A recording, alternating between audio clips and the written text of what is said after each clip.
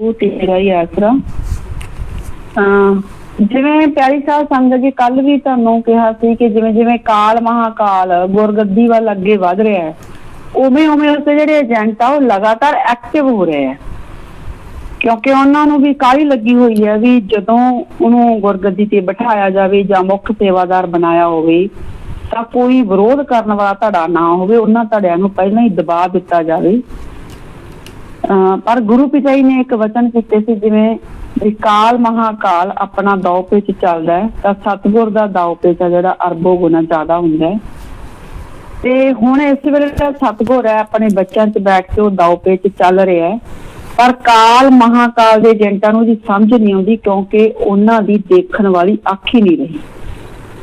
ਜੋ ਗੁਰੂ ਪਿਤਾ ਜੀ ਆਪਣਾ ਕੰਮ ਆਪਣੇ ਬੱਚਿਆਂ 'ਚ ਬੈਠ ਕੇ ਕਰ ਰਹੇ ਹੈ, ਸੱਚ ਦੀ ਲੜਾਈ ਜੋ ਲੜੀ ਜਾ ਰਹੀ ਹੈ, ਧਰਮ ਯੁੱਧ ਜੋ ਲੜਿਆ ਜਾ ਰਿਹਾ, ਤਾਂ ਕਾਲ ਦੇ ਏਜੰਟਾਂ ਨੂੰ ਇਹ ਬਿਲਕੁਲ ਕੁਝ ਵੀ ਦਿਖਾਈ ਨਹੀਂ ਦਿੰਦਾ। ਇਸ ਲਈ ਉਹ ਘਬਰਾਹਟ 'ਚ ਆ ਕੇ ਬਹੁਤ ਉਲਟੇ ਸਿੱਧੇ ਕੰਮ ਕਰ ਰਹੇ ਆ। ਇਹਦੇ 'ਚ ਆਪਾਂ ਦੇਖਿਆ ਹੀ ਕੁਝ ਦਿਨਾਂ ਤੋਂ ਜ਼ਿਆਦਾ ਹੀ ਜਿਹੜੀਆਂ ਹੈਗੀਆਂ ਘਟਨਾਵਾਂ ਘਟ ਰਹੀਆਂ। ਜਿਵੇਂ ਜਿਵੇਂ ਸਤਿਗੁਰ ਨੇ ਆਪਣੇ ਬੱਚਿਆਂ ਲਈ ਬੁਰਾਈ ਨੂੰ ਖਤਮ ਕਰਨ ਲਈ ਆਪਣੇ ਕੰਮ ਤੇਜ਼ ਕੀਤੇ, ਜਿਵੇਂ ਆਪਾਂ ਮੈਮੋਰੈਂਡਮ ਸ਼ੁਰੂ ਕੀਤਾ, ਉਵੇਂ ਉਵੇਂ ਬੁਰਾਈ ਦੇ ਜਿਹੜੇ ਨੁਮਾਇੰਦੇ ਇਸ ਸੱਚ ਦੇ ਸਮੁੰਦਰ ਨੂੰ ਰੋਕਣ ਲਈ ਨਵੇਂ-ਨਵੇਂ ਤਰੀਕੇ ਵੀ ਅਪਣਾ ਰਹੇ ਆ।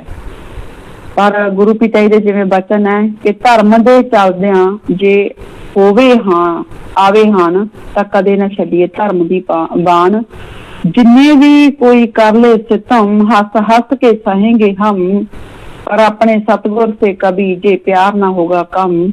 गुरु प्यारी साध संगत जी, जो सतगुर दे नाल लाइए उन्हां नूं कई गुना वध के जिहड़ा उन्हां नाल निभावांगे। ਇਹ नहीं है कि जे इन्हां ने उठना सिद्धियां हरकतां शुरू करतियां ਜਾਂ ਗੁਰੂ ਪਿਤਾ ਜੀ ਦੇ ਵਚਨਾਂ ਦੀਆਂ ਧੱਜੀਆਂ ਉਡਾਉਣੀਆਂ ਸ਼ੁਰੂ ਕੀਤੀਆਂ, ਜਾਂ ਡੇਰਾ ਸੱਚਾ ਸੌਦਾ ਦੇ ਜੋ ਨਿਯਮ ਹੈ ਜਾਂ ਸਿਧਾਂਤ ਹੈ ਉਹਨਾਂ ਦੇ ਉਲਟੀ ਕੰਮ ਸ਼ੁਰੂ ਕਰਤੇ। ਇਸ ਦਾ ਮਤਲਬ ਇਹ ਨਹੀਂ ਹੈ ਕਿ ਜਿਹੜੇ ਸੱਚ ਦੇ ਸੌਦਾਗਰ ਹੈ ਜਾਂ ਇਹ ਸੱਚ ਦਾ ਸਮੁੰਦਰ ਜਾਂ ਹੜ ਜੋ ਚੱਲਿਆ ਹੋਇਆ ਹੈ ਬੁਰਾਈ ਨੂੰ ਖਤਮ ਕਰਨ ਵਾਸਤੇ, ਬੁਰਾਈ ਦਾ ਸਰਵਨਾਸ਼ ਕਰਨ ਵਾਸਤੇ ਰੁਕ ਜੂਗਾ। ਇਹ ਕਦੇ ਵੀ ਨਹੀਂ ਰੁਕੂਗਾ। ਸਮੁੰਦਰ ਕਦੇ ਰੁਕਿਆ ਨਹੀਂ ਕਰਦੇ। ਇਹ ਤਾਂ ਮਤਲਬ ਕਿ ਜਿਵੇਂ ਗੁਰੂ ਪਿਤਾ ਜੀ ਪਰਮ ਪਿਤਾ ਜੀ ਵੀ ਕਹਿੰਦੇ ਹੁੰਦੇ ਸੀ ਵੀ ਪ੍ਰੇਮੀ ਪ੍ਰੇਮੀ ਹਰ ਕੋਈ ਕਹਿੰਦਾ, ਬਹੁਤੇ ਪ੍ਰੇਮੀ ਗੱਪੀ, ਪ੍ਰੇਮੀ ਤਪ ਸਮੁੰਦਰ ਜਾਂਦੇ ਤੇ ਇੱਥੋਂ ਆੜ ਨਾ ਜਾਂਦੀ ਟੱਪੀ। ਜਿੰਨਾ ਪ੍ਰੇਮੀਆਂ ਤੋਂ ਆੜ ਨਹੀਂ ਟੱਪੀ ਜਾਂਦੀ ਉਹ ਕੋਈ ਹੋਰ ਹੋਣਗੇ। ਇਹ ਸਤਿਗੁਰ ਦੇ ਅਣਖੀ ਯੋਧੇ ਹੈ, ਸਤਿਗੁਰ ਦੇ ਸੱਚੇ ਆਸ਼ਿਕ ਹੈ। ਇਹ ਸਮੁੰਦਰ ਵੀ ਟੱਪ ਕੇ ਦਿਖਾਉਣਗੇ ਲੋਕਾਂ ਨੂੰ, ਤੇ ਜੋ ਸਾਡੀ ਮੰਜ਼ਿਲ ਆਪਣਾ ਸਤਿਗੁਰ ਉਹਦੇ ਤੱਕ ਪਹੁੰਚ ਕੇ ਵੀ ਦਿਖਾਵਾਂਗੇ।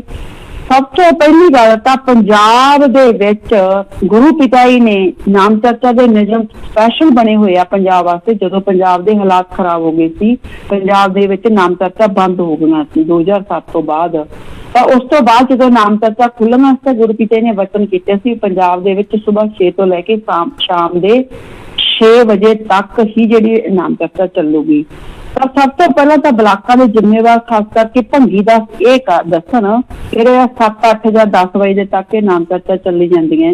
7:30 ਟਾਈਮ ਦਿੱਤਾ ਗਿਆ FIR ਦੇ ਵਿੱਚ, ਚਲੋ 7:30 ਵਜੇ ਤੱਕ ਨਾਮ ਚਰਚਾ ਕਿਉਂ ਚੱਲ ਰਹੀਆਂ? ਕਿਉਂ ਗੁਰੂ ਪਿਤਾ ਜੀ ਦੇ ਵਚਨਾਂ ਦੀਆਂ ਧੱਜੀਆਂ ਉਡਾਈਆਂ ਜਾ ਰਹੀਆਂ?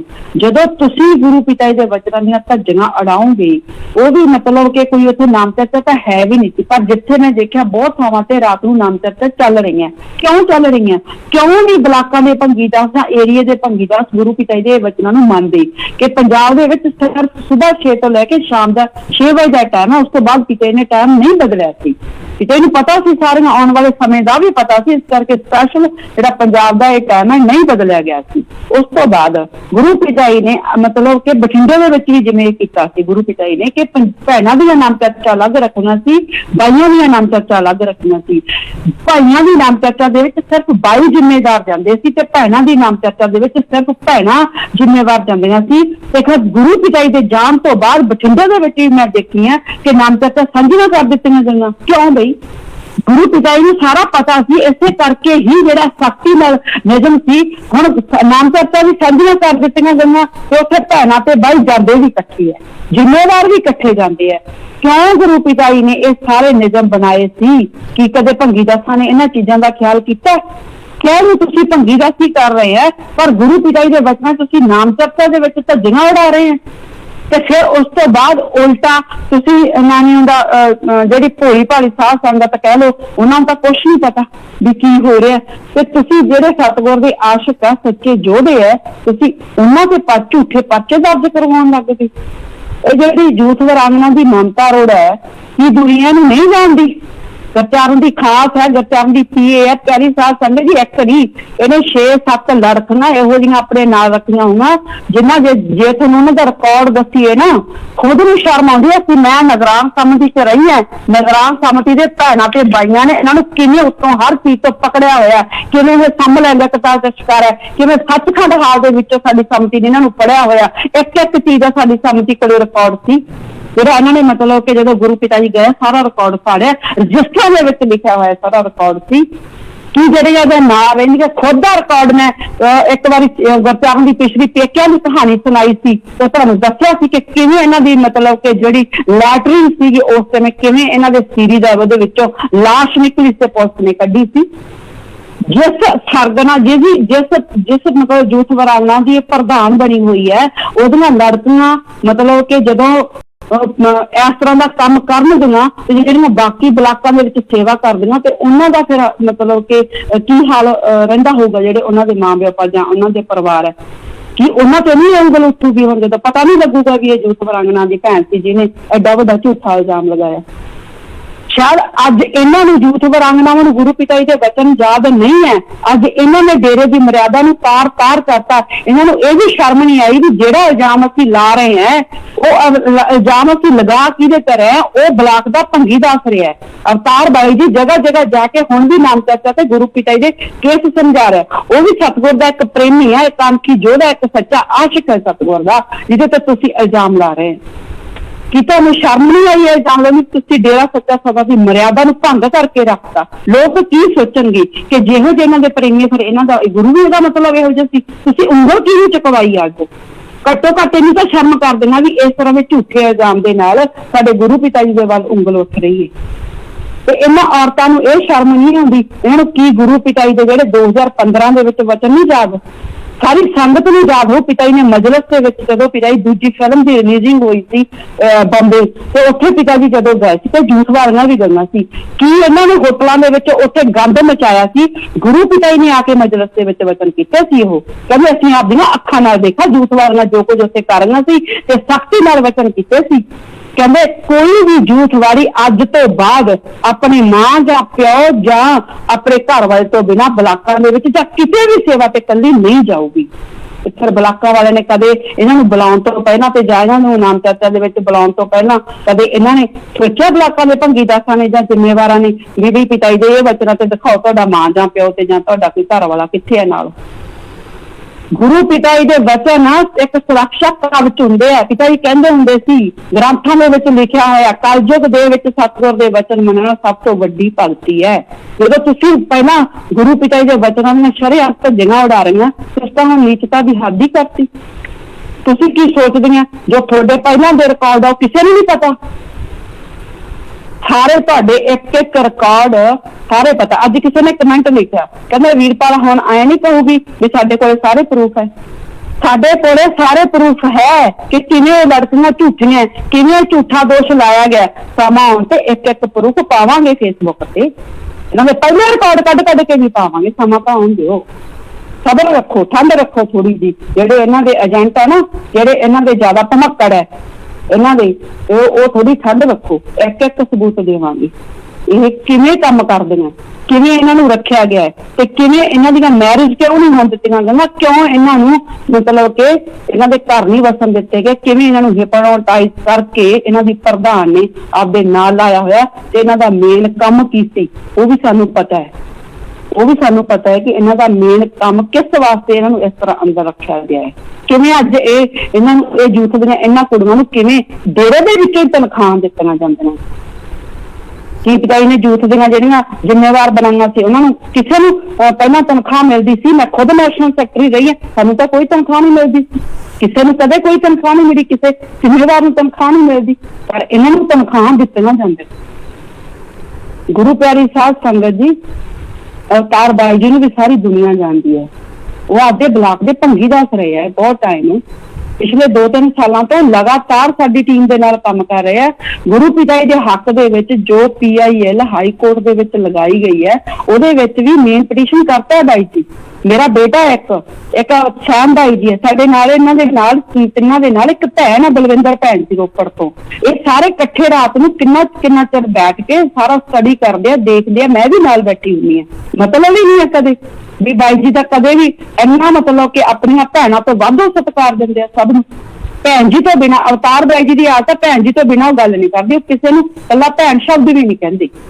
ਤੇ ਅੱਜ ਇਹਨਾਂ ਨੂੰ ਸ਼ਰਮ ਨਹੀਂ ਆਉਂਦੀ ਜੇ ਇੱਕ ਅਣਖੀ ਯੋਧਾ, ਇੱਕ ਸਤਿਗੁਰ ਦਾ ਸੱਚਾ ਆਸ਼ਿਕ ਆਪਦੇ ਗੁਰੂ ਦੇ ਕੇਸਾਂ ਨੂੰ ਬਲਾਕਾਂ 'ਚ ਜਾ ਕੇ ਦੱਸ ਰਿਹਾ, ਸੰਗਤ ਨੂੰ ਦੱਸ ਰਿਹਾ ਸੀ ਵੀ ਦੇਖੋ ਤੁਸੀਂ ਵੀ, ਅਸੀਂ ਵੀ ਪੜ੍ਹੇ ਆ, ਅਸੀਂ ਵੀ ਗੁਰੂ ਪਿਤਾ ਜੀ ਦੇ ਕੇਸ ਪੜ੍ਹੇ, ਤੁਸੀਂ ਵੀ ਗੁਰੂ ਪਿਤਾ ਜੀ ਦੇ ਕੇਸ ਪੜ੍ਹ ਕੇ ਤਾਂ ਦੇਖੋ ਵੀ ਕੇਸਾਂ 'ਚ ਕੁਛ ਹੈ ਹੀ ਨਹੀਂ। ਫਿਰ ਕਿਉਂ ਉਸੇ ਬੰਦੇ ਨੂੰ ਟਾਰਗੇਟ ਕੀਤਾ ਗਿਆ ਜਿਹਦੀ ਡਿਊਟੀ ਅਸੀਂ ਗੁਰੂ ਪਿਤਾ ਜੀ ਦਾ ਕੇਸ ਦੱਸਣ ਵਾਸਤੇ ਮਤਲਬ ਕਿ ਲਾਈ ਹੋਈ ਹੈ ਬਲਾਕਾਂ ਦੇ ਵਿੱਚ, ਤਾਂ ਕਿ ਇਹਨੂੰ ਇਹ ਲੱਗਦਾ ਹੁਣ ਮਿਰਚਾਂ ਲੱਗਣ ਲੱਗ ਗਈਆਂ ਵੀ ਕਿਤੇ ਸੰਗਤ ਨੂੰ ਜੇ ਕੇਸਾਂ ਦੇ ਬਾਰੇ ਇਸ ਤਰ੍ਹਾਂ ਜਾਣਕਾਰੀ ਸਾਰੀ ਸੰਗਤ ਨੂੰ ਮਿਲ ਗਈ ਤਾਂ ਫਿਰ ਸਾਡੀ ਜਿਹੜੀ ਇਹ ਦਾਲ ਹੈ ਗੱਲ ਨਹੀਂ, ਅਸੀਂ ਜਿਹੜਾ ਮਤਲਬ ਕਿ ਬਣਾ ਰੱਖਿਆ ਕਿ ਮੁੱਖ ਸੇਵਾਦਾਰ ਬਣਾਉਣ ਦਾ ਜਾਂ ਗੁਰਗੱਦੀ ਤੇ ਬਿਠਾਉਣ ਦਾ ਸੁਪਨਾ ਉਹ ਪੂਰਾ ਨਹੀਂ ਹੋਣਾ। ਗੁਰੂ ਪਿਆਰੀ ਸਾਧ ਸੰਗਤ ਜੀ, ਜੋ ਇਹ ਸਿਸਟਮ ਇਹਨਾਂ ਨੇ ਚਲਾ ਲਿਆ ਨਾ, ਅਸੀਂ ਪਿਛਲੇ 2 ਸਾਲਾਂ ਤੋਂ ਬੋਲ ਰਹੇ। ਅੱਜ ਮੇਰੇ ਕੋਲ ਬਹੁਤ ਸਾਰੇ ਬਲਾਕਾਂ ਦੇ ਜ਼ਿੰਮੇਵਾਰਾਂ ਦੇ ਫੋਨ ਆਏ, ਬਹੁਤ ਸਾਰੀ ਸੰਗਤ ਦੇ ਫੋਨ ਆਏ, ਪੰਜਾਬ, ਹਰਿਆਣਾ, ਰਾਜਸਥਾਨ, ਸਭ ਥਾਵਾਂ ਤੋਂ, ਈਵਨ ਕਿ ਬਾਹਰਲੇ ਦੇਸ਼ਾਂ ਤੋਂ ਵੀ ਫੋਨ ਆਏ। ਸਾਰਿਆਂ ਨੇ ਬਾਈ ਜੀ ਦਾ ਹਾਲ ਚਾਲ ਪੁੱਛਣ ਵਾਸਤੇ ਫੋਨ ਕੀਤੇ। ਕੁਝ ਅੱਜ ਨਵੇਂ ਭੈਣਾਂ ਤੇ ਭਾਈਆਂ ਦੇ ਫੋਨ ਵੀ ਆਏ ਜਿਹੜੇ ਇਹਨਾਂ ਦੇ ਨਾਲ, ਅੱਜ ਤੋਂ ਪਹਿਲਾਂ ਜਿਹੜੇ ਇਹਨਾਂ ਦੇ ਨਾਲ ਰਹਿੰਦੇ ਸੀ ਉਹਨਾਂ ਲੋਕਾਂ ਦੇ ਵੀ ਫੋਨ ਆਏ। ਸਾਰੀ ਸੰਗਤ ਨੂੰ ਅੱਜ ਦੀ ਘਟਨਾ ਤੋਂ ਬਾਅਦ ਇਹ ਸਮਝ ਆ ਗਈ ਵੀ ਕਿਵੇਂ ਗੁਰੂ ਪਿਤਾ ਜੀ ਨੂੰ ਫਸਾਇਆ ਗਿਆ, ਕਿਵੇਂ ਗੁਰੂ ਪਿਤਾ ਜੀ ਦੇ ਲਈ ਅੰਦਰੋਂ ਹੀ ਚਿੱਠੀਆਂ ਲਿਖੀਆਂ ਗਈਆਂ ਤੇ ਕੌਣ ਇਹਨਾਂ ਚਿੱਠੀਆਂ ਦੇ ਵਿੱਚ ਸਾਜ਼ਿਸ਼ ਦੇ ਵਿੱਚ ਸ਼ਾਮਲ ਸੀ, ਕਿਵੇਂ ਅੱਜ ਵੀ ਉਹ ਲੋਕ ਡੇਰੇ ਦੇ ਅੰਦਰ ਰਹਿ ਰਹੇ ਜਿਨ੍ਹਾਂ ਨੇ ਗੁਰੂ ਪਿਤਾ ਜੀ ਤੇ ਉਦੋਂ ਗੁੰਮਨਾਮ ਚਿੱਠੀਆਂ ਲਿਖੀਆਂ, ਕਿਵੇਂ ਉਹਨਾਂ ਨੇ ਉਹ ਗਵਾਹਾਂ ਨੂੰ ਤਿਆਰ ਕੀਤਾ ਤੇ ਕਿਵੇਂ ਗਵਾਹ ਪੇਸ਼ ਕੀਤੇ ਗਏ। ਅੱਜ ਦੁਨੀਆ ਨੂੰ ਬਹੁਤ ਸਾਰੀਆਂ ਗੱਲਾਂ ਦੀਆਂ ਸਮਝ ਲੱਗ ਗਈਆਂ ਵੀ ਇਹਨਾਂ ਲਈ ਐ ਝੂਠੇ ਦੋਸ਼ ਲਾਉਣਾ ਕੋਈ ਬਹੁਤੀ ਵੱਡੀ ਗੱਲ ਨਹੀਂ ਹੈ। ਪਿਤਾ ਜੀ ਵੀ ਕਹਿੰਦੇ ਹੁੰਦੇ ਸੀ, ਗੁਰੂ ਪਿਤਾ ਜੀ ਅਕਸਰ ਇਹ ਵਚਨ ਕਰਦੇ ਹੁੰਦੇ ਸੀ, ਕਹਿੰਦੇ ਅਸੀਂ ਦੇਖ ਰਹੇ ਹਾਂ 10-10 ਰੁਪਏ ਦੇ ਪਿੱਛੇ, ਕਹਿੰਦੇ ਮਤਲਬ ਦੇਖਿਆ ਅਸੀਂ ਪਿੰਡਾਂ ਦੇ ਵਿੱਚ ਕਿਵੇਂ ਲੋਕ ਆਪਦੀ ਇੱਜ਼ਤ ਵੇਚ ਦਿੰਦੇ ਆ, ਤੇ ਕਹਿੰਦੇ ਜਿਨ੍ਹਾਂ ਨੂੰ ਹਜ਼ਾਰਾਂ ਮਿਲੂਗਾ, ਲੱਖਾਂ ਮਿਲੂਗਾ, ਕਹਿੰਦੇ ਉਹ ਕੁਝ ਵੀ ਬੁਲਾ ਲਓ ਉਹਨਾਂ ਤੋਂ। ਫਿਰ ਇਹ ਗੁਰੂ ਪਿਤਾ ਜੀ ਦੇ ਵਚਨ ਸੀ ਤੇ ਗੁਰੂ ਪਿਤਾ ਜੀ ਦੇ ਵਚਨ ਸ਼ਾਇਦ ਇਹਨਾਂ ਨੂੰ ਯਾਦ ਨਹੀਂ ਹੋਣਗੇ, ਜੋਤ ਵਾਲਿਆਂ ਨੂੰ, ਤਾਂ ਸੰਗਤ ਨੂੰ ਅੱਜ ਬਹੁਤੀ ਨੂੰ ਯਾਦ ਹੋਣਗੇ। ਮਜਲਿਸ ਦੇ ਵਿੱਚ ਗੁਰੂ ਪਿਤਾ ਜੀ ਨੇ ਇੱਕ ਵਾਰੀ ਹੱਥ ਖੜੇ ਕਰਵਾਏ ਸੀ ਸਾਰੀਆਂ ਲੜਕੀਆਂ ਤੋਂ। ਪਿਤਾ ਜੀ ਨੇ ਕਿਹਾ ਸੀ, ਕਹਿੰਦੇ ਸਾਰੀਆਂ ਬੇਟੀਆਂ, ਕਹਿੰਦੇ ਸਾਡੀਆਂ ਸਾਰੀਆਂ ਬੇਟੀਆਂ ਹੱਥ ਖੜਾ ਕਰਕੇ ਵਾਅਦਾ ਕਰੋ ਕਿ ਅੱਜ ਤੋਂ ਬਾਅਦ ਕਦੇ ਵੀ ਅਸੀਂ ਕਿਸੇ ਵੀ ਆਦਮੀ ਤੇ ਕੋਈ ਗਲਤ ਇਲਜ਼ਾਮ ਨਹੀਂ ਲਗਾਵਾਂਗੇ। ਇਹਦਾ ਮਤਲਬ ਜੂਥ ਵਾਲਿਆਂ ਨੇ ਉਦੋਂ ਹੱਥ ਖੜਾ ਕਰਕੇ ਨਾਰਾ ਨਹੀਂ ਨਾ ਲਾਇਆ। ਪਿਤਾ ਜੀ ਨੂੰ ਆਉਣ ਵਾਲੇ ਸਮੇਂ ਦਾ ਸਾਰਾ ਪਤਾ ਸੀ ਵੀ ਕਿਵੇਂ ਇੱਥੇ ਬੈਠੀਆਂ ਕੁਝ ਲੜਕੀਆਂ ਵੀ ਸਾਡੇ ਹੀ ਬੱਚਿਆਂ ਤੇ ਕਿਵੇਂ ਆਉਣ ਵਾਲੇ ਸਮੇਂ 'ਚ ਇਲਜ਼ਾਮ ਲਾਉਣਗੀਆਂ। ਇਸੇ ਕਰਕੇ ਹੀ ਗੁਰੂ ਪਿਤਾ ਜੀ ਨੇ ਹੱਥ ਖੜਾ ਕਰਵਾ ਕੇ ਸਪੈਸ਼ਲ ਸਾਰੀਆਂ ਭੈਣਾਂ ਦਾ ਨਾਰਾ ਲਗਵਾਇਆ ਸੀ ਕਿ ਨਾਰਾ ਲਗਾ ਕੇ ਇਹ ਵਾਅਦਾ ਕਰੋ ਸਾਡੇ ਨਾਲ ਕਿ ਅੱਜ ਤੋਂ ਬਾਅਦ ਤੁਸੀਂ ਕਿਸੇ ਵੀ ਆਪਣੇ ਭਾਈ ਤੇ ਜਿਹੜਾ ਹੈਗਾ ਗਲਤ ਜਾਂ ਝੂਠਾ ਦੋਸ਼ ਨਹੀਂ ਲਾਉਂਗੇ। ਪਰ ਇਹਨਾਂ ਨੂੰ ਕੋਈ ਅੱਜ ਯਾਦ ਨਹੀਂ ਕਿਸੇ ਤਰ੍ਹਾਂ ਦੀ। ਇਹਨਾਂ ਨੂੰ ਪਿਤਾ ਜੀ ਦੇ ਵਚਨਾਂ ਦੀਆਂ ਤਾਂ ਇਹਨਾਂ ਨੇ ਸ਼ਰੇਆਮ ਧੱਜੀਆਂ ਉਡਾਈਆਂ। ਪਿਤਾ ਜੀ ਦੇ ਹੁੰਦੇ ਮੈਂ ਆਪਣੀਆਂ ਅੱਖਾਂ ਨਾਲ ਦੇਖਿਆ ਜੂਥ ਵਾਲਿਆਂ ਤਾਂ। ਇਸੇ ਕਰਕੇ ਹੀ ਮਤਲਬ ਕਿ ਮੇਰਾ ਖੁਦ ਦਾ ਹੀ ਇੰਟਰਸਟ ਜਦੋਂ ਮੈਂ ਦੇਖ ਲਿਆ ਸੀ ਕਿ ਕਿਵੇਂ ਗੁਰੂ ਪਿਤਾ ਜੀ ਦੀਆਂ ਧੱਜੀਆਂ ਉਡਾ ਰਹੀਆਂ, ਮੈਂ ਖੁਦ ਹੀ ਮੇਰਾ ਇੰਟਰਸਟ ਘਟ ਗਿਆ ਸੀ ਜੂਥ ਦੇ ਵਿੱਚ।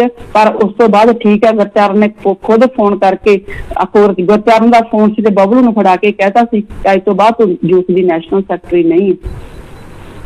ਕਿਉਂ? ਇਹਨਾਂ ਨੇ ਮੇਰੀ ਜਗ੍ਹਾ ਤੇ ਜਿਹੜੀ ਨੈਸ਼ਨਲ ਸੈਕਟਰੀ ਬਾਅਦ ਦੇ ਵਿੱਚ ਬਣਾਈ ਉਹ ਪਿਤਾ ਜੀ ਤੋਂ ਕੋਈ ਪਰਮਿਸ਼ਨ ਲੈ ਕੇ ਜਾਂ ਪ੍ਰਸ਼ਾਦ ਦੇ ਕੇ ਨਹੀਂ ਬਣਾਈ ਸੀ, ਉਹ ਛੋਟੋ ਜਿਹੜੀ ਗੁਰਜੀਤ ਆ ਉਹਨੂੰ ਬਣਾਇਆ ਗਿਆ। ਇਹਨੂੰ ਇਹੋ ਜਿਹੀਆਂ ਕੁੜੀਆਂ ਚਾਹੀਦੀਆਂ ਸੀ, ਇੱਕ ਸੱਚੀ ਸੁੱਚੀ ਇਮਾਨਦਾਰ ਸੇਵਾਦਾਰ ਇਹਨੂੰ ਨਹੀਂ ਚਾਹੀਦੀ ਸੀ। ਇਹਨੂੰ ਇਹੋ ਜਿਹੀਆਂ ਕੁੜੀਆਂ ਚਾਹੀਦੀਆਂ ਸੀ। ਇਸੇ ਕਰਕੇ ਜਿਹੜੀਆਂ ਸੱਚੀਆਂ ਤੇ ਇਮਾਨਦਾਰ ਭੈਣਾਂ ਸੀ ਉਸ ਟਾਈਮ ਸਾਰੀਆਂ ਹਟਾਈਆਂ ਗਈਆਂ ਸੀ ਜੂਥ ਚੋਂ। ਪਹਿਲੀ ਨੂੰ ਨਹੀਂ ਹਟਾਇਆ ਸੀ, ਸੱਚੀਆਂ ਤੇ ਇਮਾਨਦਾਰ ਭੈਣਾਂ ਸਾਰੀਆਂ ਹੀ ਹਟਾਈਆਂ ਗਈਆਂ ਸੀ ਤੇ ਇਹਨਾਂ ਲੜਕੀਆਂ ਨੂੰ ਹੀ ਰੱਖਿਆ ਗਿਆ ਸੀ ਜੂਥ ਦੇ ਵਿੱਚ। ਇਹਨਾਂ ਨੂੰ ਹੀ ਉਹਨੇ ਆਪਣੇ ਵੱਲੋਂ 45 ਮੈਂਬਰ ਤੇ ਨੈਸ਼ਨਲ ਮੈਂਬਰ ਬਣਾ ਕੇ ਆਪਣੇ ਨਾਲ ਰੱਖਿਆ। ਪਰ ਕੋਈ ਗੱਲ ਨਹੀਂ, ਜੇ ਬੁਰਾਈ ਮਤਲਬ ਆਪਦਾ ਫਨ ਇੰਨਾ ਚੱਕ ਰਹੀ ਹੈ ਤਾਂ ਇਹਦਾ ਇਹ ਆਖਰੀ ਸਮਾਂ, ਜਿਵੇਂ ਦੀਵੇ ਦੀ ਲੋ ਜਦੋਂ ਉਹਦਾ ਬੁਝਣ ਦਾ ਸਮਾਂ ਹੁੰਦਾ ਤਾਂ ਉਹ ਬਹੁਤ ਫੜਫੜਾਉਂਦੀ ਹੈ, ਬਹੁਤ ਰੌਸ਼ਨੀ ਕਰਦੀ ਹੈ ਆਪਦਿਆਂ ਨੇ। ਇਹ ਇਹਨਾਂ ਦੀ ਪਿਆਰੀ ਸਾਧ ਸੰਗਤ ਦੀ ਆਖਰੀ ਫੜਫੜਾਹਟ ਹੈ। ਪਰ ਜੇ ਸੋਚਣ ਵੀ ਖਣੀ ਫੇਸ ਵਰਡਿਕਟ ਦੀ ਟੀਮ ਦੇ ਹੌਸਲੇ ਅਸੀਂ ਪਸਤ ਕਰ ਦਿਆਂਗੇ, ਇਹ ਭੁੱਲ ਜਾਓ। 2007 ਤੋਂ ਮੇਰੇ ਨਾਲ ਤਾਂ 2007 ਲਗਾਤਾਰ ਬਹੁਤ ਕੁਛ ਕਰਦੇ ਆ ਰਹੇ ਹੈ। ਅੱਜ ਤੱਕ ਤੁਸੀਂ ਸਾਡੇ ਹੌਸਲੇ ਪੱਕ ਨਹੀਂ ਕਰ ਸਕੇ। ਪਿਛਲੇ ਦੇ ਵਚਨ ਹੈ ਕਿ ਜਿਹਦੇ ਸਿਰ ਤੇ ਹੱਥ ਹੋਵੇ ਸ਼ਾਹ ਸਤਨਾਮ ਜੀ ਦਾ, ਸ਼ਾਹ ਮਸਤਾਨ ਜੀ ਦਾ, ਤੇ ਦੁੱਖਾਂ ਨੇ ਨੇੜੇ ਆਉਣਾ ਵੀ ਆ। ਅਸੀਂ ਹਮੇਸ਼ਾ ਕਹਿੰਦੇ ਵੀ ਜਿਹਦੇ ਸਿਰ ਤੇ ਹੱਥ ਹੋਵੇ ਸ਼ਾਹ ਜੀ ਦਾ, ਨਾਮ ਜੀ ਦਾ, ਤੇ ਸਤਿਗੁਰ ਪਿਆਰੇ ਫਿਰ ਦੁੱਖਾਂ ਦੀ ਤੇ ਫਿਰ ਦੁੱਖ ਨੇੜੇ ਨਹੀਂ ਆ ਸਕਦੇ। ਆਪਣੇ ਸਤਿਗੁਰ ਨੂੰ ਆਪਣੇ ਬੱਚਿਆਂ ਦੀ ਲਾਜ ਹੁੰਦੀ ਹੈ। ਅੱਜ ਗੁਰਚਰਨ ਕੌਰ ਸੁਬਾ ਦੀ ਧਰਨਾ ਲਾ ਕੇ ਬੈਠੀ ਹੈ, 50-60 ਭੈਣਾਂ ਬਾਈ ਲੈ ਕੇ। ਵੀ ਪਹਿਲਾਂ ਤਾਂ ਇਹ ਧਰਨਾ ਲਗਾਇਆ ਕਿ ਅਵਤਾਰ ਨੂੰ ਅਰੈਸਟ ਕੀਤਾ ਜਾਵੇ, ਉਸ ਤੋਂ ਬਾਅਦ ਧਰਨਾ ਲੱਗਿਆ ਰਿਹਾ ਵੀ ਇਹਦੇ ਤੇ 307 ਦੀ ਧਾਰਾ ਵੀ ਬਣਾਵੇ। ਤੇ ਗੁਰਚਰਨ ਕੌਰ ਤੇ ਜਿਹੜੇ ਉਹਦੇ ਨਾਲ ਅੱਜ ਜ਼ਿੰਮੇਵਾਰ ਕੁਛ 15, 25 ਜਾਂ 45 ਬੈਠੇ ਅੱਜ ਉਸ ਧਰਨੇ ਤੇ, ਮੈਨੂੰ ਇਸ ਗੱਲ ਦਾ ਜਵਾਬ ਦੇਣ। ਇੱਕ ਹਫ਼ਤਾ ਪਹਿਲਾਂ ਹੀ, ਕੁਛ ਦਿਨ ਪਹਿਲਾਂ ਹੀ ਗੁਰੂ ਪਿਤਾ ਜੀ ਤੇ ਜੋ ਹੈ ਸਪਲੀਮੈਂਟਰੀ ਚਲਾਨ ਪੇਸ਼ ਹੋਇਆ ਹੈ, ਉਦੋਂ ਪਹਿਲਾਂ ਗੁਰੂ ਪਿਤਾ ਜੀ ਤੇ ਕੇਸ ਪਾਏ ਗਏ ਆ, ਤੇ ਉਦੋਂ ਇਹ ਧਰਨਾ ਕਿਉਂ ਨਹੀਂ ਦਿੱਤਾ ਗਿਆ? ਇਹਨਾਂ ਗੱਲਾਂ ਦਾ ਜਵਾਬ ਕਿਉਂ ਨਹੀਂ ਦੇਊ? ਕੌਣ ਦੇਊਗਾ? ਗੁਰੂ ਪਿਤਾ ਜੀ ਵਾਸਤੇ ਕੋਈ ਧਰਨੇ ਨਹੀਂ, ਗੁਰੂ ਪਿਤਾ ਜੀ ਵਾਸਤੇ ਕੋਈ ਮੈਮੋਰੰਡਮ ਨਹੀਂ। ਜੇ ਕੋਈ ਮੈਮੋਰੰਡਮ ਦਿੰਦਾ ਤਾਂ ਉਹ ਵੀ ਅਸੀਂ ਦੇਣ ਨਹੀਂ ਦੇਣਾ। ਗੁਰੂ ਪਿਤਾ ਜੀ ਦੇ ਹੱਕ ਦੇ ਵਿੱਚ ਕੋਈ ਆਵਾਜ਼ ਨਹੀਂ ਉਠਾਉਣੀ, ਤੇ ਜੇ ਕੋਈ ਉਠਾਉਂਦਾ ਅਸੀਂ ਉਠਾਉਣ ਨਹੀਂ ਦੇਣੀ। ਜਿਵੇਂ ਗੁਰੂ ਪਿਤਾ ਜੀ ਕਹਿੰਦੇ ਹੁੰਦੇ ਸੀ ਨਾ, ਕਹਾਵਤ ਪਾਉਂਦੇ ਸੀ ਵੀ ਨਾ ਖੇਡਣਾ ਨਾ ਖੇਡਣਾ, ਤੇ ਪਿਤਾ ਜੀ ਦੇ ਅੱਗੇ ਤੁਸੀਂ ਆਪੇ ਸਮਝ ਜਾਓਗੇ। ਇਹਨਾਂ ਦਾ ਉਹ ਕੰਮ ਹੋਇਆ ਵਾ ਨਾ। ਇਹਨਾਂ ਨੇ ਮਤਲਬ ਗੁਰੂ ਪਿਤਾ ਜੀ ਦੀ ਲੜਾਈ ਲੜਨੀ, ਤੇ ਜੋ ਲੜ ਰਹੇ ਆ ਉਹਨਾਂ ਨੂੰ ਵੀ ਮਤਲਬ ਅਸੀਂ ਲੜ ਨਹੀਂ ਦੇਣੀ। ਪਰ ਤੁਹਾਡੀਆਂ ਚਾਲਾਂ ਇਹ ਸਾਰੀਆਂ ਉਲਟੀਆਂ ਪੈਣਗੀਆਂ। ਇਹ ਚਾਲ ਤਾਂ ਇੰਨੀ ਕੁ ਜ਼ਿਆਦਾ ਉਲਟੀ ਪਊਗੀ, ਚਰਨੋਂ ਮਾਸੀ ਨਾ ਯਾਦ ਰੱਖ ਲਵੇ, ਇੰਨੀ ਪਲਟੀ ਤੈਨੂੰ ਯਾਦ ਪਊਗੀ ਇਹ ਚਾਲ ਕਿ ਤੇਰੇ ਜਿਹੜੀਆਂ 7 ਪੀੜ੍ਹੀਆਂ ਨਾ ਅੰਦਰ ਅੱਗੇ ਆਉਣ ਵਾਲੀਆਂ ਵੀ ਉਹ ਵੀ ਕਰ ਲੈਣਗੀਆਂ, ਉਹ ਵੀ ਤੈਨੂੰ ਲੱਖ ਲਾਹਨਤ ਪਾਉਣਗੀਆਂ ਵੀ ਸਾਡੇ ਖਾਨਦਾਨ ਦੇ ਵਿੱਚ ਇਹ ਔਰਤ ਪੈਦਾ ਕਿਉਂ ਹੋ ਗਈ। ਤੇਰੇ ਅਗਲੇ ਪਿਛਲੇ ਸਭ ਤੇਰੇ ਤੇ ਲੱਖ ਲਾਹਨਤਾਂ ਪਾਉਣਗੇ। ਇਹ ਸਾਰੀ ਦੀ ਸਾਰੀ ਪਲੈਨਿੰਗ ਇਹ ਜਿਹੜੇ ਠੀਕ ਹੈ। ਪਿਤਾ ਜੀ ਨੇ ਜਦੋਂ ਲਿਲੀ ਬਾਈ ਜੀ ਸ਼ਹੀਦ ਹੋਏ ਸੀ ਤਾਂ ਵਚਨ ਕੀਤੇ ਸੀ ਉਦੋਂ ਗੁਰੂ ਪਿਤਾ ਜੀ ਨੇ, ਕਹਿੰਦੇ ਦੁਨੀਆ ਦੀ ਕਚਹਿਰੀ ਹੈ, ਜੋ ਦੁਨੀਆ ਦੀ ਕਚਹਿਰੀ ਦੇ ਵਿੱਚ ਇਨਸਾਫ ਮਿਲੇ ਨਾ ਮਿਲੇ, ਪਰ ਉਸ ਸਤਿਗੁਰ ਦੀ ਕਚਹਿਰੀ ਦੇ ਵਿੱਚ ਇਨਸਾਫ ਜ਼ਰੂਰ ਮਿਲੂਗਾ। ਤੂੰ ਜੋ 2007 ਦੇ ਵਿੱਚ ਜੋ ਕੁਝ ਕਰਵਾਇਆ, ਇੰਨੇ ਮੁੰਡੇ ਨੌਜਵਾਨ ਮੁੰਡਿਆਂ ਨੂੰ ਤੂੰ ਹਿਪਨੋਟਾਈਜ਼ ਕਰਕੇ ਨਾਨੀ ਦਾ ਅੱਗ ਤੇ ਮੱਚਣ ਵਾਸਤੇ ਮਜਬੂਰ ਕਰਤਾ। ਉਦੋਂ ਤੂੰ ਇਹ ਕਹਿੰਦੀ ਸੀ ਨਾ, ਚਰਨੋਂ ਮਾਸੀ ਇਹ ਗੱਲ ਕਹਿੰਦੀ ਸੀ ਨਾ ਵੀ 15-16 ਇਸ ਤਰ੍ਹਾਂ ਮੁੰਡੇ ਅੱਗ ਲਾ ਕੇ ਨੱਚਣ ਫੇਰ ਗੱਲ ਬਣਦੀ ਹੈ। ਪਤਾ ਨਹੀਂ ਤੂੰ ਕਿਹੜੀ ਗੱਲ ਬਣਾਉਣਾ ਚਾਹੁੰਦੀ ਸੀ ਲੋਕਾਂ ਦੇ ਨੌਜਵਾਨ ਮੁੰਡਿਆਂ ਨੂੰ ਮਚਾ ਕੇ। ਤੇ ਤੂੰ 10,000 ਮੂਹਰੇ ਲੱਗ ਕੇ ਤੂੰ 2010 ਦੀਆਂ ਅੱਗਾਂ ਲਗਵਾਉਣਾ। ਫਿਰ ਉਸ ਤੋਂ ਬਾਅਦ 2015 ਚ ਤੇਰਾ ਨਾਲ ਹੀ ਹੱਥ ਸਾਬਤ ਹੋਊਗਾ ਆਉਣ ਵਾਲੇ ਸਮੇਂ ਦੇ ਵਿੱਚ ਕਿ ਸਾਹਿਬ ਸ਼੍ਰੀ ਗੁਰੂ ਗ੍ਰੰਥ ਸਾਹਿਬ ਦੀ ਬੇਅਦਬੀ ਹੋਈ ਹੈ। ਉਸ ਤੋਂ ਬਾਅਦ ਜਿਹੜਾ 2017 ਦੇ ਵਿੱਚ ਤੂੰ ਭੋਲੀ ਭਾਲੀ ਸੰਗਤ ਨੂੰ ਕਿਵੇਂ ਵਰਗਲਾ ਕੇ ਉਹਨਾਂ ਦੇ ਲੋਕਟ ਲਵਾ ਕੇ ਤੂੰ ਉੱਥੇ ਲੈ ਕੇ ਗਈ ਨਾ ਪੰਚਕੂਲਾ, ਤੇ ਕਿਵੇਂ ਗੁਰੂ ਦੀ ਪਿਆਰੀ ਭੋਲੀ ਭਾਲੀ ਸੰਗਤ ਤੇ ਤੂੰ ਗੋਲੀਆਂ ਚਲਵਾਈਆਂ, ਤੇ ਕਿਵੇਂ ਤੇਰੇ ਦੇ ਕਾਰਨ ਕਿੰਨੀਆਂ ਭੈਣਾਂ ਉੱਥੇ ਜ਼ਖਮੀ ਹੋਈਆਂ, ਤੇ ਭੈਣਾਂ ਦੀ ਜੋ ਹਾਲਤ ਜੋ ਜੇਲ੍ਹ ਵਿੱਚ ਪੁਲਿਸ ਨੇ ਫੜਨਾ ਸੀ ਤੇ ਕੀ ਹਾਲਤ ਪੁਲਿਸ ਵਾਲਿਆਂ ਨੇ ਕੀਤੀ ਸੀ, ਉਹਦਾ ਸਾਰਾ ਪਾਪ ਇੱਕ ਦਿਨ ਤੈਨੂੰ ਭਰਨਾ ਪੈਣਾ। ਯਾਦ ਰੱਖੀ। ਤੇ ਤੂੰ ਹੋਰ ਪਾਪ ਤੇ ਪਾਪ ਵਧਾ ਰਹੀ ਹੈ। ਆ ਜਿਹੜਾ ਹੋਰ ਅੱਜ ਝੂਠੇ ਇਲਜ਼ਾਮ ਲਾਏ ਨਾ, ਅੱਜ ਪਤਾ ਨਹੀਂ ਕਿੰਨੀਆਂ ਸਤਿਗੁਰ ਦੀਆਂ ਸੱਚੀਆਂ ਰੂਹਾਂ ਨੇ ਤੈਨੂੰ ਬਦਦੁਆਵਾਂ ਦਿੱਤੀਆਂ ਕਿ ਤੂੰ ਕਿਸ ਹੱਦ ਤੱਕ ਗਿਰ ਰਹੀ ਹੈ। ਯਾਦ ਰੱਖੀ ਮੇਰੇ ਸਤਿਗੁਰ ਦੀ ਐਸੀ ਬੇਆਵਾਜ਼ ਲਾਠੀ ਉਹ ਜਲਦੀ ਚੱਲਣ ਵਾਲੀ ਹੈ ਕਿ ਫਿਰ ਦੇਖੀ ਤੇਰੀਆਂ ਚੀਕਾਂ ਪੂਰੀ ਦੁਨੀਆ ਸੁਣੂਗੀ। ਅੱਜ ਤੈਨੂੰ ਹੰਕਾਰ ਹੋ ਗਿਆ ਵੀ ਤੇਰੀ ਆਪ ਦੀ ਗੁਰਗੱਦੀ ਤੇ ਬੈਠ ਰਹੀ ਹੈ। ਇਸੇ ਕਰਕੇ ਨਾ ਹਜੇ ਤਾਂ ਗੱਦੀ ਤੇ ਬੈਠੀ ਨਹੀਂ ਪਿਆਰੀ ਸਾਧ ਸੰਗਤ ਜੀ, ਹਜੇ ਤਾਂ ਮੁੱਖ ਸੇਵਾਦਾਰ ਬਣੀ ਨਹੀਂ, ਹੁਣੇ ਤਾਂ ਇਹ ਜਿਹੀਆਂ ਹਰਕਤਾਂ ਸ਼ੁਰੂ ਹੋ ਗਈਆਂ। ਤੇ ਜਦੋਂ ਉਹ ਬੈਠੂਗੀ ਉਦੋਂ ਬਾਅਦ ਦੇਖਿਓ ਸਾਧ ਸੰਗਤ ਦਾ ਤੇ ਡੇਰੇ ਦਾ ਹਾਲ ਕੀ ਹੁੰਦਾ।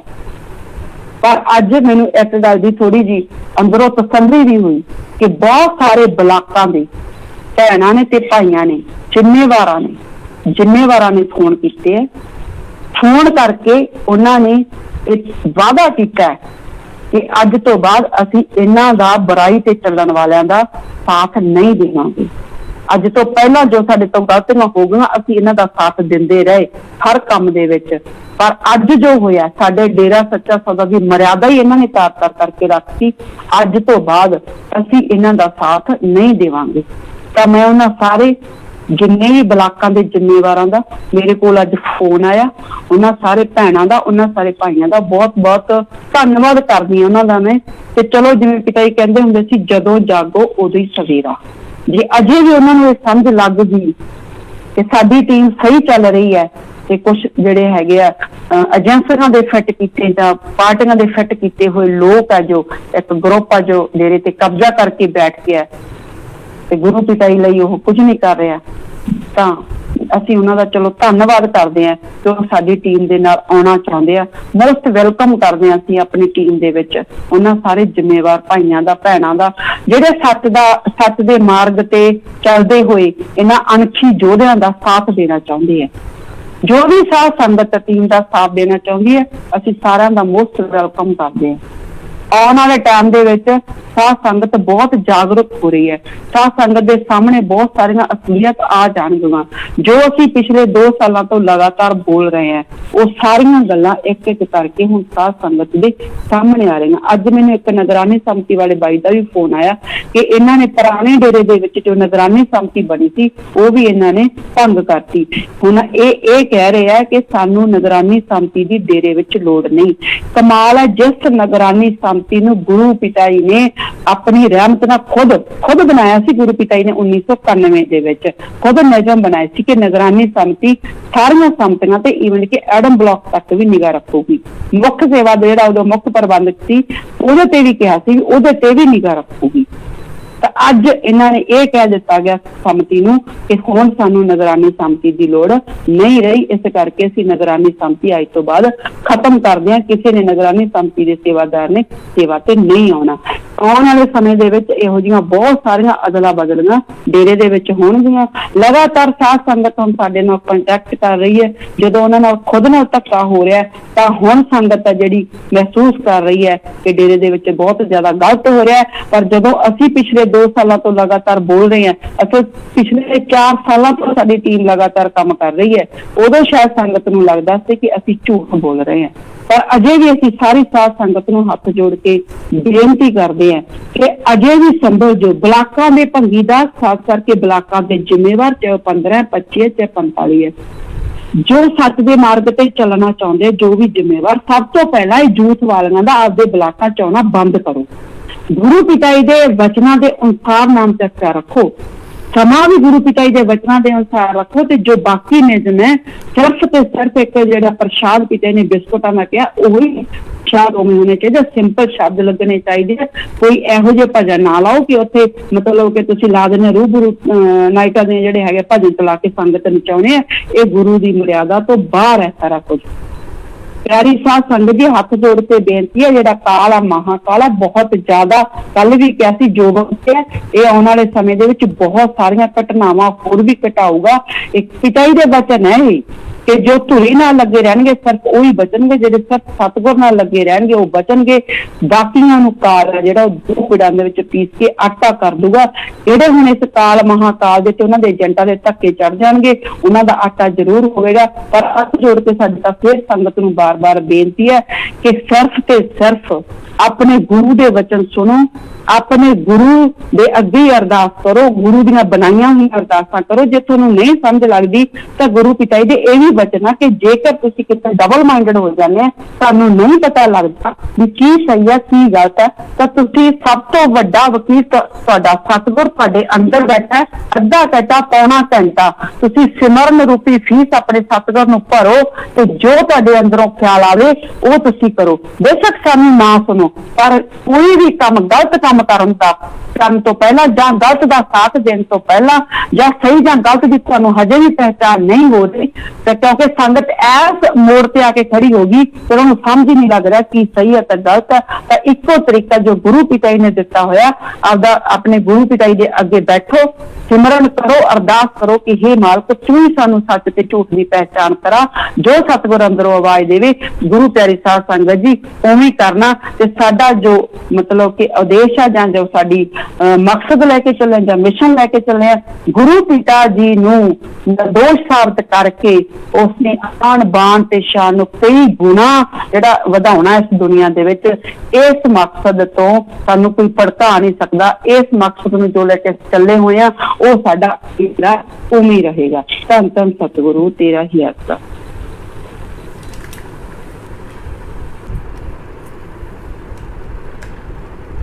जी धन धन सतगुरु तेरे आसरा, धन धन सतगुरु तेरे आसरा। हाँ, एक जानकारी वो मेरी रह गई थी, वो शायद आपको अब बहन जी ने बता दी है, फिर भी दोबारा बता दें कि निगरानी समिति जो है अब डेरा में बिल्कुल बंद कर दी गई है। और क्योंकि उनको तो चलो भाई ने बताया, लेकिन हम आपको यहाँ की जानकारी दे दें भाई, इन दिनों